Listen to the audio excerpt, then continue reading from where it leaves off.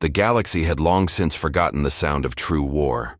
Conflicts had become elegant, calculated affairs, a dance of fleets, the sterile precision of orbital bombardments, the swift collapse of unprepared civilizations.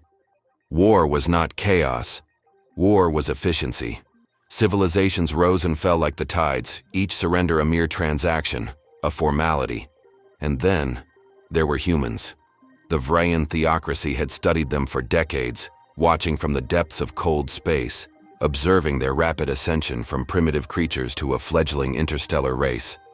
They were fragile, divided, hesitant, but most curiously, they feared war. Of all the species inducted into the galactic order, humanity was the only one that refused to wield its weapons with pride. They had power, great power, but they let it sit dormant. They spoke of peace, of cooperation, of diplomacy. They shuddered at the thought of war. Why?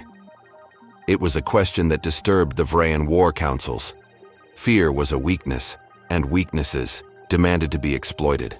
The humans were ripe for conquest, a species too afraid to defend itself. Or so they believed. The fleet moved in silence. Monolithic Vrayan dreadnoughts slid through the void, their forms swallowing the starlight, their shadows stretching across Earth's pale blue glow. It was a beautiful world, untouched by the horrors of war, but that was about to change.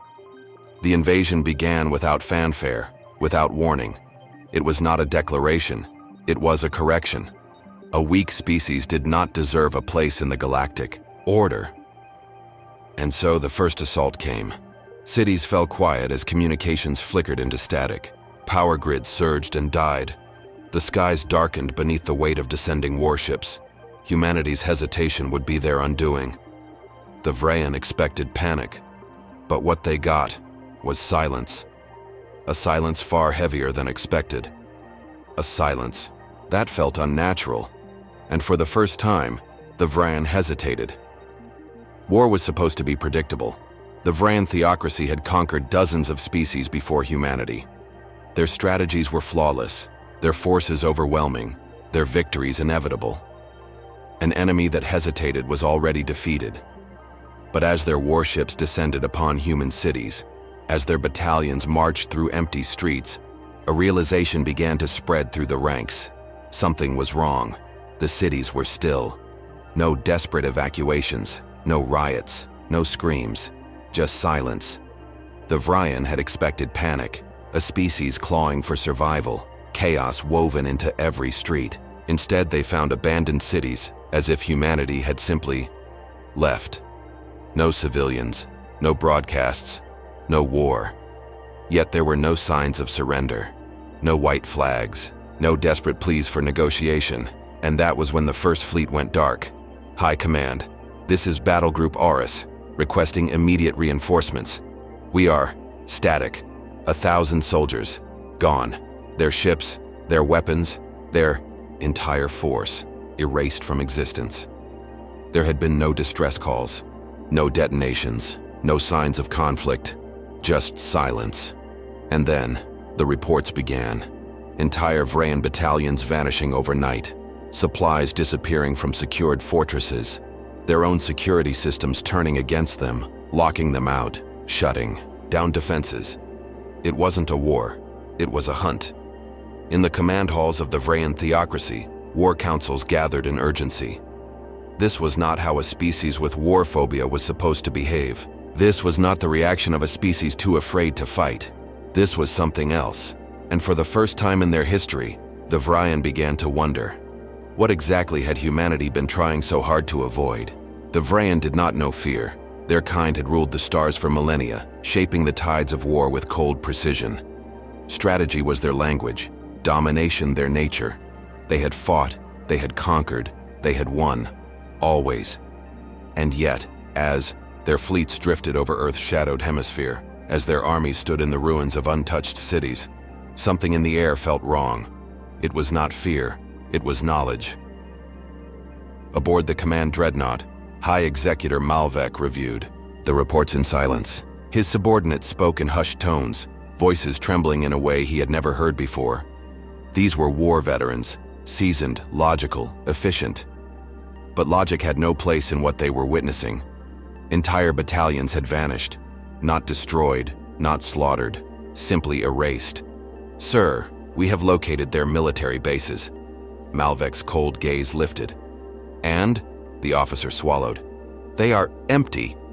The Vrayan had assumed humanity's hesitation was cowardice. Now they began to wonder.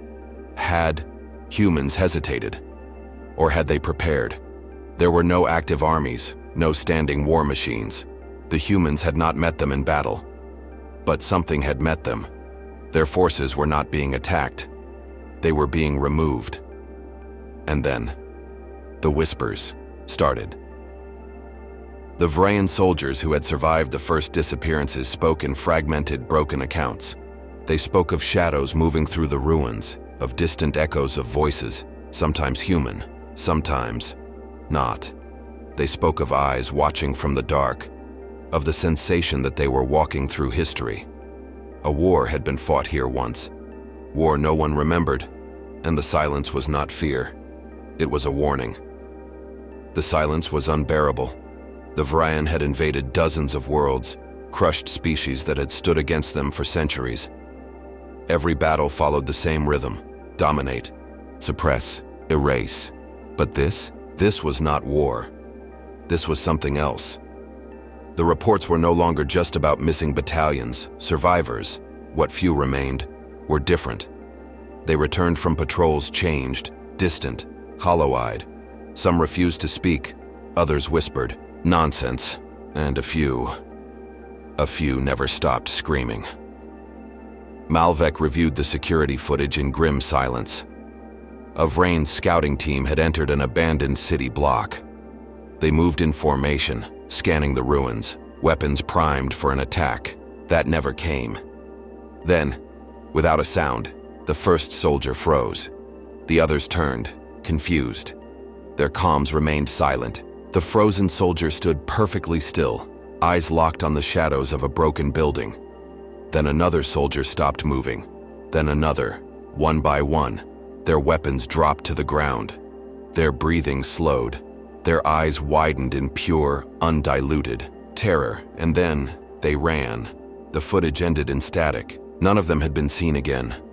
Something had awakened. Humanity had avoided war for a reason. Not out of weakness, not out of fear, but because they had already seen what war could become. The Vrayan were not alone on this planet, and Malvek knew in that moment that they had made a mistake greater than any war the galaxy had ever known, because the silence was not a surrender. It was a cage, and the Vrayan had just broken the lock.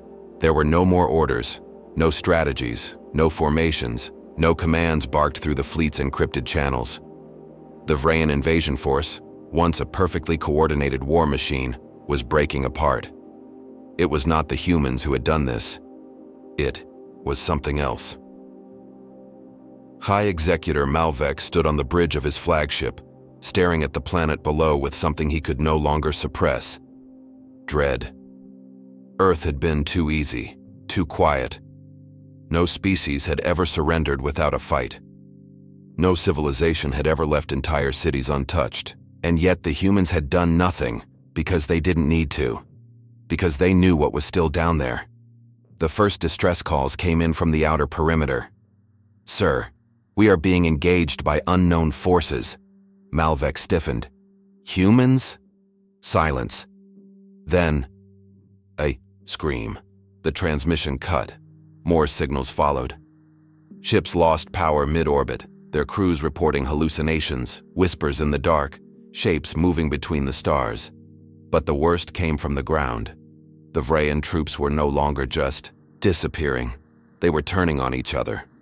What had humanity done? Or rather, what had they left behind? The deeper the Vrayan pushed into Earth's abandoned cities, the more the atmosphere changed.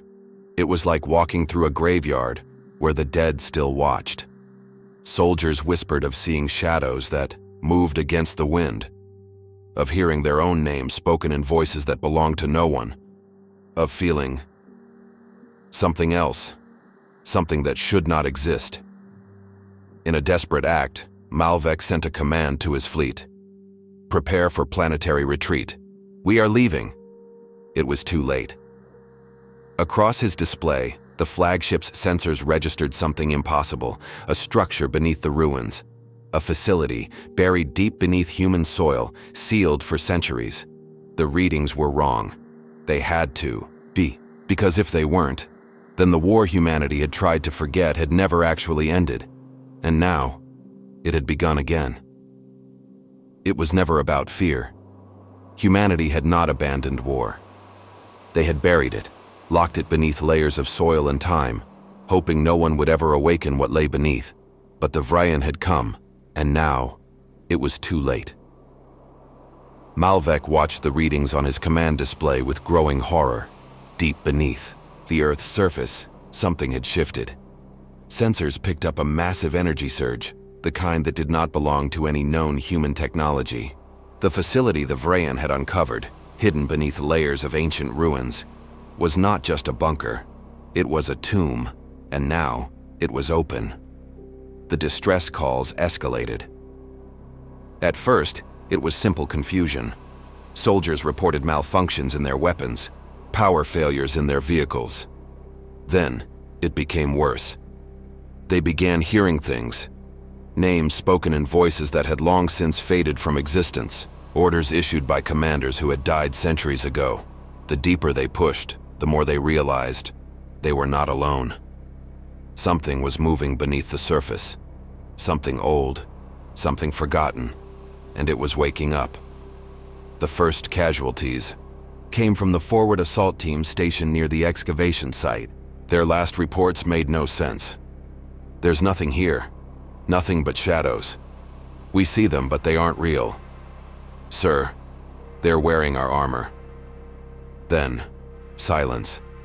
Malvek felt something deep in his gut, a sensation the Vryan did not often experience. Pure, undiluted terror. They had invaded Earth, but now, Earth was invading them. There was no retreat, not because the Vryan didn't want to flee, but because something wouldn't let them. Every attempt to leave the planet, every escape maneuver, every order to abandon their positions, it all failed. The fleet's navigation systems reset. Their drives refused to engage. It was as if the planet itself had decided they were not leaving. Malvek watched in stunned silence as the data streamed in. A force he could not see, could not understand, could not fight was unmaking his army. The tomb they had uncovered had not been built to hide something from the world. It had been built to keep something in, and they had opened it. The last transmission from the ground forces came in broken fragments. The soldiers were not alone in the ruins. Figures moved through the wreckage, their armor rusted but intact, their weapons ancient but still lethal. They spoke in human tongues. They were not alive. And yet, they fought. The realization struck Malvek with the force of a collapsing star. These were not echoes. These were not memories. These were the warriors humanity had left behind. The war humanity had sealed away had never ended. It had just been waiting for fools to open the gates again. And now, the war was awake. The Vryan did not believe in ghosts. Their empire was built on logic, on structure, on the undeniable power of superior force. They had seen worlds crumble, had watched civilizations bend under their will. But now, on this forsaken planet, they were the ones breaking. Because the war they had stumbled upon was not a war of the living. It was something else. Across the shattered ruins, figures cloaked in the remnants of history emerged from the darkness. Vryan soldiers opened fire. Plasma rounds burned through the air, cutting through walls, through metal, through everything, except them. The figures did not fall. They did not die. They advanced without sound, their movements mechanical, deliberate. They did not run. They did not flinch. They had done this before. Aboard the flagship, Malvek listened to the reports with a hollow expression. "High Executor, they are fighting like us. No." A pause. "They are fighting like our ancestors." The Vryan were not losing a battle. They were fighting something older than their empire itself. And as their fleets failed, as their warships vanished one by one, Malvek finally understood. The humans had not feared war. They had feared this. There was no winning this battle. The Vrayan had come to Earth expecting an easy conquest, a species too hesitant, too afraid to fight. They had misunderstood. Humanity had not avoided war because they were weak. They had avoided it because they knew what war could become. And now, for the first time in their empire's history, the Vrayan truly understood what that meant.